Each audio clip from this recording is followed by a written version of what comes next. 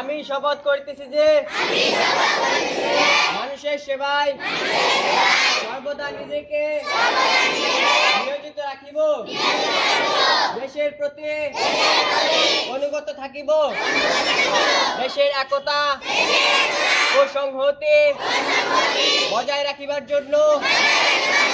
সর্বদা সচেষ্ট থাকিব, অন্যায় ও দুর্নীতি করিব না এবং অন্যায় ও দুর্নীতিকে আশ্রয় দেব না। হে মহান সৃষ্টিকর্তা, আমাকে শক্তি দিন, আমি যেন বাংলাদেশের সেবা করিতে পারি এবং বাংলাদেশকে